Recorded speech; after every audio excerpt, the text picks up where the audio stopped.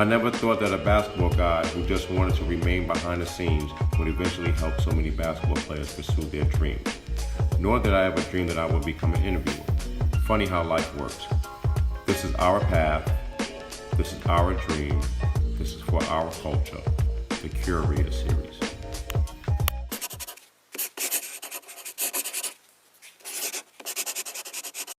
So we're here in the Curator Series. I'm here with Michael Rossetti out here in Long Island, far Long Island, New York.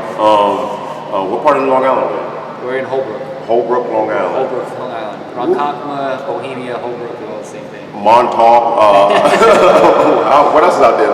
The Hamptons. Hamptons. Only way to Hamptons. So he's a trainer here out in Long Island, deep Long Island. Not too many people know who he exactly is, but he's doing great work out here. And I want to take this opportunity to thank you for coming to us coming to you. Yes. How is it out here in Long Island? What exactly is going on in Long Island? There's a lot. I mean, the kids are stretched between so many activities. Lacrosse is big, soccer is big, basketball is becoming a little bit bigger. Baseball has always been strong for the younger kids, but a lot of distractions for them. So. Do you guys compete? Because basketball is, in a perfect world, is all year round, but we know that's not a reality out here in Long Island. Are you competing a lot with the lacrosses, the soccers, the volleyballs? I think it depends on the town. The smaller towns, you have those like 3-sport athletes, so every kid needs to play everything to be competitive. So on the tier of like training, I think it really depends on the district. So if the high school programs are doing well, and I think it feeds into the younger kids spending more time in that area. So if there's a good football program, they might be heavy on that early speed, strength, agility. Right. If like Baldwin, for example, like Tom Catapano does a great job. So he's got his hands on the girls at a young age. So he does a really good job about getting them involved in training and exposing them to that stuff. So I really think it depends on the leader of the program. Right. So.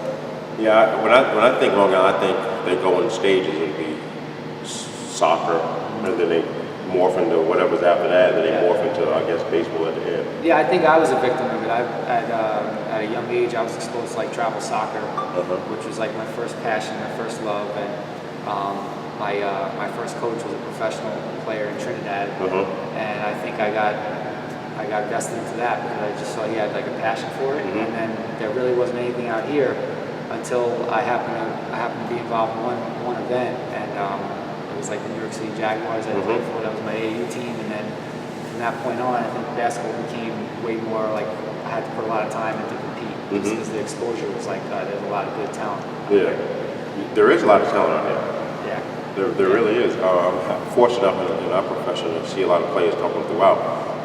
Why are people not really out here in Long Island recruiting this area as heavily as they should? I mean, we have this conversation a lot with a lot of different coaches. I mean, my father's still coaching for 40 years now. He's been at Seaford for 40 years as the varsity coach. So, I think because it's not the #1 attraction and some of the kids are multi-sport athletes that maybe they don't want to pursue basketball at the next level. They might just be an average high school player out here. And, the community doesn't get as involved as probably it should be. I don't really know that answer. I wish I did. Yeah, that's I think with training, I think that like the top tier kids have gotten significantly better. I think the bottom level has risen a little bit. Yes, and I think because most families have 2 working parents that they can't really spend as much time as they like with their kids, so I think they're relying on the training too much. So kids aren't spending enough time on their own. Personally, I feel like that could be, I think, some of the problem. Even though more training exists, I think the gap has gotten way too large. Right, I agree. So the top kids on each team, I don't think they have enough middle ground help. Personally. Yeah. Now you played basketball. What made you get into training? To be honest with you, as a kid, I was always a gym rat, and I think like the how do you call them? The micro skills were always something I really like paid attention to, because I think it was very hard to find like good pickup. So I felt that instead of me wasting my time playing a game where it was half serious, kids going through the motions, I felt like I'd get more value in that hour or 2 hours, whatever it was. But I spent it by myself, which I think in theory didn't allow me to test things enough. So the timeline of success became that much longer. But this is something I always liked. I always like the development behind the scenes kind of action. Right. I think that's important. You started a 3-on-3 league, quasi-league, right? Where you guys are just playing and stuff like you go over different concepts and patterns and stuff like that. Do you find that helps the players out here along out? I'm sure it helps everywhere because FIBA 3-on-3 is like all over the place. But is that helpful? I think it's been tremendously helpful. I mean, this past summer we had our best college program, and most of the kids expressed to me that they'd rather play that than 5-on-5 summer leagues because they get more real touches. Screen and roll action, lifting, driving, kicking. I just feel like they're seeing more situations that they would in their actual schools. Right. And they get more touch on the ball. So it's actually more enjoyable to watch rather than 3 guys not getting back on defense, they're not crossing half court. Exactly. You got to yell at them. Right. And I think the biggest thing also with the new FIBA rules is that you have to play hard throughout. Yes. So back in the days of 3-on-3, you score and you walk back to the three-point line and check it up. Yes. Now it's like boom, boom, boom, a lot of action. Yeah, we had like a modification of it. So they typically like take the ball out of the net and dribble it out. So I wanted to add a skill to the younger kids of like inbounding the ball. So they inbound the baseline? Yeah, we make them inbound it on the baseline or the sidelines depending on the action. So if it's a scored basket, it's just like they would in a regular game. We force them to get away from the backboard. Right. So I think that's a skill in itself is like inbounding the basketball with pressure on you versus just dribbling the ball out. Right. But they're both good. I think the high energy transition from offense to defense, communicating, being social. I think from every level, the gym is just very quiet. Kids don't know how to talk, give feedback. I think that's us as trainers have to spend more time on the communication side. Agreed. Yesterday, I was with a young lady, and she was playing 5-on-5, and she has BCS level schools, along with like the big boys growing up. And what separates her when I read her scouting report is her ability to communicate. Like she's on the court, she's like a chatterbox. She's like a Draymond Green for the league or PJ Tucker, those guys. She's just running her mouth to the point it's like nauseating. Like shut up, like but you understand what she's talking about. Like I got your help, I'm in the hole, stuff like that. I think that's something that you're right. But you know why? Some of these kids are like introverts. Like it's really, really hard to pull it out of them. Well, social media, I think, is a lot to do with that, right? I mean, we're all victim of it. Our phones are a lifeline now. I mean, you could say one thing on behind your phone, but then when it comes face to face, it's like, do they even shake your hand? Right. You're absolutely right. Those are some social skills. I think that's tough. It's tough. You're right. So what's next for you? I know you've been in for 12 years now, training as your own. Yeah, I mean, Jerry Powell's, I started out. I had some great experiences there, and I think it exposed me to certain things with his spectrum of players. And then when I came here, I have like my own kind of philosophy, and I kind of morphed into who I wanted to be personally. Like we just talked about before we started speaking, it's just the market has just changed completely. Right. So I think it's just educating ourselves as to like.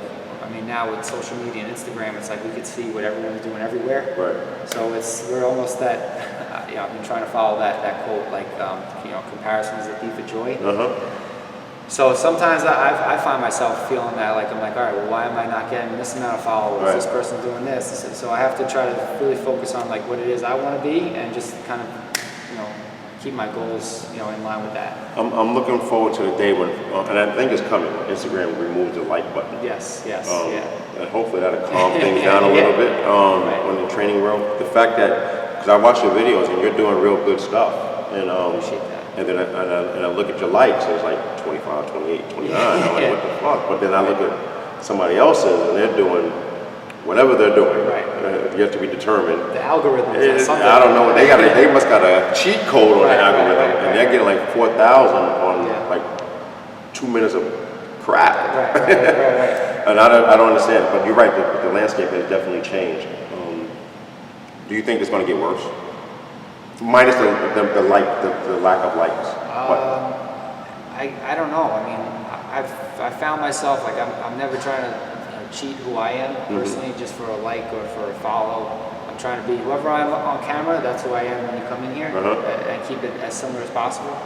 I think there's just too many people, especially this next generation coming up, is like they know the power behind and they'll do anything they can to get that exposure right away. And I think that ruins a lot of their relationships because they're not genuine, and people can see right through that. So I'm afraid of like the next crop coming up because they grew up with this stuff. And I think they have a better idea as how to use it. It's gonna be bad, man. It's bad. Because you're right, they're learning from what was currently being done, and there's so many trainers popping up on a day-to-day basis. They don't know the nuances of tap. They didn't put 12 years in. Right. They're coming in at 23, and they just doing it. You know, whatever the moves are, they're making up their own, and they're clout chasing. Yeah, and I mean, I think it's healthy that everyone has their philosophy on things. It's just I grew up in a coaching house, so I kind of like grew up with like my dad's conversation with other coaches and what they're talking about. And I think too many of the kids now think that training is just one-on-one moves and not concepts and timing, rhythm, spacing. So, but then I guess because we're in an ego-centered market, right? So then everyone's bashing each other. Well, why are you doing that with that kid? Why are you doing that with that kid? Or a kid might have gone to another trainer, comes to you, and now we start telling them, well, what is that guy teaching you? I think at some capacity, everyone's got to be on the same page a little bit and support each other. But I can't speak for other people, so I don't know. Yeah, it's going to be tough because some of the stuff that's being done out there is untraditionally, non-traditional. I made up a new phrase, but it's like some weird stuff being done out there. Yes. And us old, I'm saying I'm old, us old guys are looking at it like, what are you doing? What are you doing? But still, no. But there's enough space for everyone, I believe, where people like yourself can shine through. Do you see yourself using technology moving forward? Not necessarily IG or Twitter or anything like that, but something like along the lines of, hold on. Weren't we supposed to be doing something with Hustle? Yes, yeah. Yeah, I don't know. It was our footage. But stuff along those lines. Yeah, I mean, a couple of kids have been using the Home Court app, and they actually really enjoy it. I think there was a feature on there, like with the machine, that it wouldn't track the shots correctly. I have to like revisit that a little bit. I was actually going to try to see if I can develop a program with that, because I think the video analysis I think is important for the kids to see themselves. Because the last couple of days I've had some shooting issues with kids, and I don't think they can really understand what they're doing wrong. So I definitely feel like the video footage is important. Do you want to put something here in a facility that just focuses on them, or just have a regular old-fashioned camera? Yeah, I mean, I think it's hard to say, because like the videos that I personally put on Instagram, it's like if I have a still camera and then as opposed to someone following you, I feel like the impact behind that video is completely different. So any still footage, I'm really just trying to stay away from, because I feel like you're not really getting a true ambiance of what's going on. So to actually invest here, I don't really know how much that would be, but I do think something needs. Put like a Go camera on your well, yeah, that. Something where, like, when I have 3-on-3s going on, to have some like live footage, whether it's on a beam through the rafter or something that's casting down on the actual activity, could help. Because I know a little bit that I've taken footage and shown kids after. It's been very impactful. So, I mean, I think any footage that we had planned, we always like to see ourselves funny, right? Love me some me. I love me some me. So, let the world know some of the players that you work with, because I know that we don't like to brag. Let me rephrase. Older trainers don't necessarily like to brag on who they work with, or most people just take a picture with Carl Anthony Towns, and that's their man now. So tell the people exactly who you work with. Yeah, whether it was through me or Jerry or whoever, I've had some great experience with some NBA guys. Early on when I was helping Jerry, I know we did Danny Green several times, Speedy Claxton, Al Harrington, Michael Gilchrist early on before he went to Kentucky. And in his early years as a pro, Dakari Johnson in Kentucky, Chris Douglas-Roberts, who was Derek Rose's backcourt mate. He was coming pretty regularly. Marco Yarrick, who's an NBA guy. In this facility alone, Lance Thomas is pretty much my own independent NBA guy. Recently got waived by the Knicks. He was there for a long time. He was. My good friend Jamar Wilson is playing overseas still for Albany kid, right? Yes, he's going to like his 10th, might be his 10th or 11th year. Lucas Woodhouse played a very short stint, but he's doing video work over at Stony Brook. So I'm just having a little bit of a blank, but there's been a wide variety of whether they're overseas, NBA, G League. It's been pretty rewarding. Which is a great segue, because I want to point out the fact that every time I come out here, your gym is packed. right? And I think that's the most important. Like, I know people put a lot of stock in the NBA bullshit and all that, whatever. But at the end of the day, you're working with probably more kids that may not make that level than you are. Does that give you more instant gratification, working with a kid that can only make one layup one time and then now you can make 3 in a row? Well, I mean, I think we all have that demographic of the kid that sprints in the gym that made their middle school team, and how that just changed their life. So I think we as trainers really have to understand like what training is. Right. I think we all want to deal with the top level talent, and that really is like the 2% of the market, whereas that kid who makes their middle school team, they may remember you forever. Right. And I think I've changed my mentality over the years. I mean, I was fortunate enough to get a full scholarship at school, so when I first got into it, it was like, all right, I just want to deal with scholarship players, and not really realizing like why parents bring their kids to this. You know, my wife and I have these conversations all the time. She wasn't an athlete, so she doesn't understand, well, why do these kids train? Why do they spend the money on this stuff? Does it make sense? You know, is it a waste of money? I'm like, well, you're seeing it from a different angle. Right. They may see it as a confidence builder. That they're focused on a goal. They're working hard towards it. There's some life skills attached to that. She's a teacher, right? Yes, yeah. So ask her rebuttal. Tutoring. Why do you do tutoring? Same exact thing. Same exact thing. She teaches Italian on the middle school level, so a lot of times she's I think dealt that same hand that we're dealt. Right. It's like, well, that's just an extra. That's an extra class. That's a core subject. So a lot of kids treat it differently. Right. As opposed to like a lot of the coaches look at us like, well, why are you going to that training? That's true. That makes sense. Like you're supposed to hear my voice only. That's true. So I think every line of work has somebody that's putting a little hate on it. A little cynical. Yeah. A little cynicism. Right. I don't know if that's what Cynicism. Yeah, whatever. It's cynical towards the whole profession.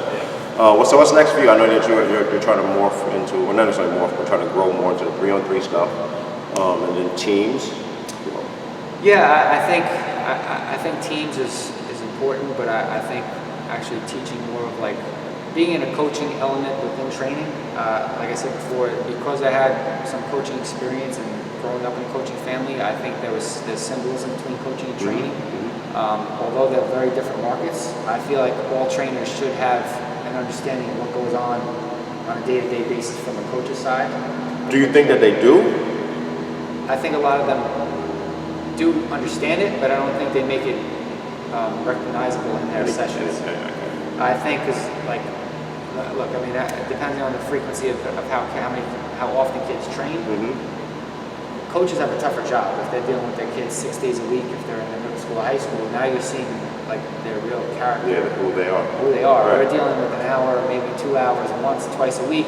You're not seeing the kid where it's like after a bad game, or if he's not working hard, or they're generally going to come in here with enthusiasm because it might be their only time to see you. Right, that's true. So coaches, I think, have a little tougher job of managing personalities and dealing with like the highs and lows of emotions and how kids relate with each other. So I think that's important of like bringing that to the table when you're educating kids on like, don't just bring it with me, you got to bring it every single day. Practice. So, I think that's a big thing, and the coaching component, where people don't understand like why this skill is important and how it's going to translate to the actual game when you're making your moves or whatever the case might be, or the different reads. Right. They're just taught. Yeah. Get to the elbow. Right. I mean, we did a summer program here. It was like it was basically like a train and play type of model. So the first segment was more of like I don't want to say practice related drills, but it was more how do you want to call it? I tried to give a cooperative element to the drills, not just raw skills. We're going to go between our legs. We're going to do things with purpose, right? So we're going to kick it out. Someone makes a good shot, hit that guy up, say, hey, good shot, good pass. Like, I think there's got to be some social things developed in these sessions where kids can like not always make it trainer dependent energy, where it's like independence on energy, where it's not like, hey, good job, go hard. Like you got to motivate each other a little bit. Isn't that hard sometimes to pull? Oh my God, it's tough. It's hard as shit. It's draining, yeah.